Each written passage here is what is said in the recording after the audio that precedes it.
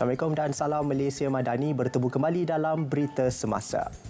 Seri Paduka Baginda Raja Pemaisuri Agong Tunku Azizah Aminah Maimunah Iskandariah berkenan menerima diploma kehormat seni kraf batik dari Kraftangan Malaysia. Ia merupakan pengiktirafan dan penghargaan atas sumbangan dan jasa Baginda Raja Pemaisuri dalam memartabatkan industri kraf negara khususnya seni tekstil batik. Timbalan Menteri Pelancongan Seni dan Budaya Hairul Firdaus Abahan berkata, hasil promosi seni kraf Baginda mendapat pelbagai maklum balas positif. Pada tahun 2022, Baginda Tuanku berkenan menghasilkan koleksi batik bertemakan sentuhan pemaisuri, eksplorasi dan eksperimentasi batik Indrapura yang dipamerkan di Kompleks Kraf Kuala Lumpur semasa sambutan Hari Kraf Kebangsaan. Jabatan Pengangkutan Jalan JPJ Perlis catat kutipan hasil keseluruhan berjumlah 30.4 juta ringgit sepanjang tahun lepas. Pengarah JPJ Perlis Fatimah Muhammad Ali Piah berkata kutipan direkodkan menerusi 6 bahagian operasi utama jabatan. Ia termasuk bahagian pelesenan kenderaan yang merekodkan kutipan 13 juta ringgit, diikuti bahagian pelesenan pemandu dengan kutipan sebanyak 2.3 juta ringgit. Sementara bahagian penguatkuasa sebanyak 2.1 juta ringgit, kaunter bergerak JPJ Mobile RM418,000, kios JPJ RM6.6 juta ringgit dan cawangan WeServe UTC RM6 juta ringgit. Ceroboh lakukan khianat dan menghalang tugas penjawab awam. 3 ahli geng Cik Wan dijatuhi hukuman penjara antara 10 bulan hingga 2 tahun, 10 bulan selepas mengaku bersalah di Mahkamah Majistret Kota Tinggi. Pengakuan dibuat Muhammad Ikhwan Muhammad Sharif 33 tahun, Muhammad Badri Muhammad Azami 23 tahun dan Muhammad Safwan Muhammad Noor 33 tahun di hadapan Majistret Muhammad Fitri Mohtar. Mereka mendakwa menceroboh dan merompak sebuah inap desa di Desaru, Bandar Penawar pada 11 pagi 21 Disember tahun lalu.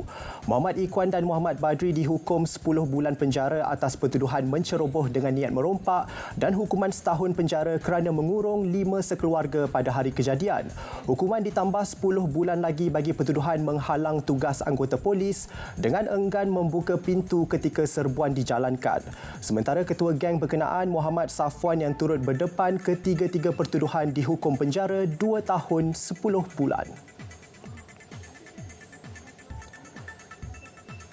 Saudara seorang warga emas bekas kerani polis di IPK Pulau Pinang mengaku tidak bersalah atas kesalahan memandu secara berbahaya dan merempuh 3 buah motosikal.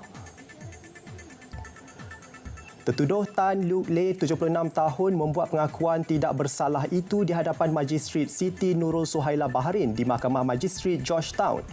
Tertuduh didakwa memandu secara berbahaya kereta jenis Pro 2 Myvi miliknya dalam kejadian di Jalan Bukit Gambir 2 bulan lalu.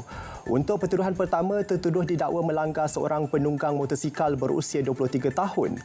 Pertuduhan kedua merempuh 2 adik-beradik berusia 40 dan 15 tahun dan tuduhan ketiga merempuh seorang lelaki dan wanita berusia 22 tahun di tempat yang sama. Pendakwaan dibuat mengikut Seksyen 42-1 Akta Pengangkutan Jalan 1987. Mahkamah menetapkan ikat jamin RM15,000 untuk kesemua pertuduhan dan menetapkan 8 Mac sebagai tarikh sebutan semula kes. Sedikit berita luar negara. Perdana Menteri Singapura Lee Hsien Loong memaklumkan salah seorang menterinya telah meletak jawatan dan menamatkan keanggotaannya dalam People's Action Party PAP. Ia susulan pertuduhan jenayah terhadapnya yang difalkan pendakwa rayah di mahkamah semalam.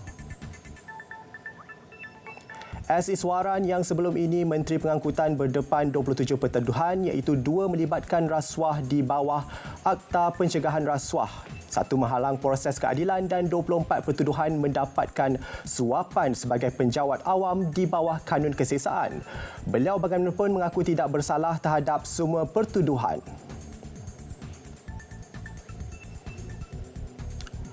Baik saudara, berita semasa berakhir di sini. Dari sungai ke segara, Palestin pasti merdeka. Malaysia Madani, tekad perpaduan penuh harapan.